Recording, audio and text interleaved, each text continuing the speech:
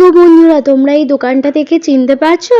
তোমরা অনেকেই হয়তো চেনো যারা মায়াপুর ঘুরে এসেছো, বাট যারা যাওনি তাদের জন্য বলে দিই, এটা হচ্ছে মায়াপুরে ফেমাস বিরিয়ানি দোকান মাসির বিরিয়ানি। তো এখানে বিরিয়ানি খুবই ভালো এবং ভেজ বিরিয়ানি এখানে পাওয়া যায়। আর এখন হচ্ছে যারা পার্সেল নিয়ে যাবে তাদের বিরিয়ানিটা পার্সেল হচ্ছে। আর এখানে পার্সেলের লাইন সব থেকে বেশি হয়, বসে খাওয়ার লাইন সব থেকে কম। বাট আমাদের কলকাতায় তো এটার উল্টো হয়, এখানে প্রথমে কুপন কাটতে হয়, তারপরে এভাবে ওয়েট করতে হয়। হ্যালো এভরিওয়ান, অনেক ভিডিওতে দেখেছি, অনেক ইউটিউবাররা বলেছে যে মাসির বিরিয়ানি নাকি খুবই ভালো মায়াপুরে। তো আজকে এই ফেমাস দোকানে আমরাও চলে এসেছি বিরিয়ানি খেতে। এখনও অবধি আমরা বিরিয়ানি পাইনি, শুধু কুপনটাই কাটা হয়েছে। দেখা যাক, অনেকটা এক্সাইটেড ওই বিরিয়ানিটা টেস্ট করার জন্য, তাই না বলো? আমরা খেয়ে দেখি কিরম খেতে, যদি ভালো হয় একদম ঠিকঠাক রিভিউ দেবো। এরম না যে বাকি ইউটিউবাররা যেমন করে যে না পুরোটাই ভালো, একদমই আমি বলবো না। যদি ভালো হয় তাহলে ভালো বলবো, যদি মোটামুটি হয় তো আমি সেটাই বলবো। তো যাই হোক, দেখতে থাকো। আমরা এখন কুপন কেটে বিরিয়ানির জন্য ওয়েট করছি। আর এখানে সয়া চাপও পাওয়া যায়, ময়দার একটা সবজি পাওয়া যায়। তোমরা এখানে কে কে টেস্ট করেছো এই সব খাবারটা তো অবশ্যই জানিও। আর এখানে আমাদের বিরিয়ানি এখন চলে এসেছে, দেখতেই পাচ্ছ। ভেজ বিরিয়ানিটা পুরো মাটন বিরিয়ানির মতো দেখতে লাগছে, আমার হেভি লাগছিল। আর পুরো বিরিয়ানিটা দেখো, খুবই সুন্দর দেখতে রাইসটা। আর তার সাথে রয়েছে আলু, সয়াবিন, পনির আর এঁচোড়। তো নো ডাউট ভেজ বিরিয়ানি হিসেবে যে এতটা ভালো হয় আমি কখনো ভাবিনি। আমার ভীষণ ভালো লেগেছে, ফার্স্ট এক্সপিরিয়েন্স খুব ভালো, শুধু ঘিটা একটু বেশি মনে হলো।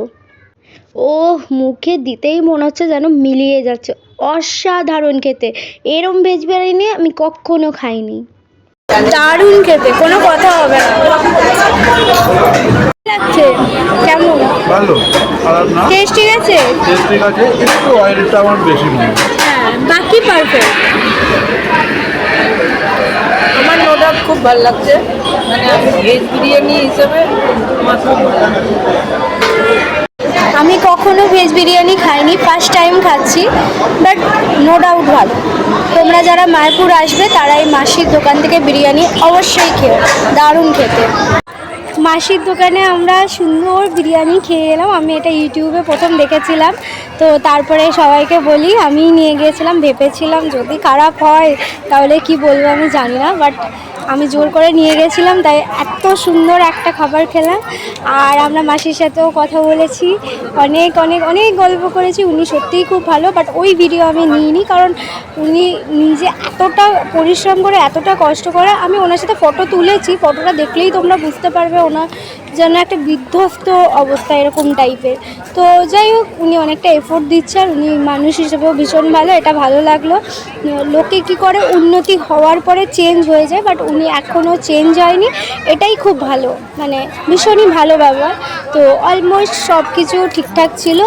আজকের দিনটা তো আমাদের কেটে গেল, আমরা আবার গদা ভবনে মানে ফিরে এলাম। মানে এখনও ঢুকিনি, গদা ভবনের বাইরেই রয়েছি, এবার আমরা ভেতরে যাব। তো খুব মন খারাপও লাগছে এই জন্য, কারণ কালকে দুপুরে আমরা চলে যাচ্ছি, এত তাড়াতাড়ি টাইমটা পেরিয়ে যাবে ভাবতে পারিনি, এটাই মন খারাপ লাগছে। তো চলো, tata, bye bye, good night.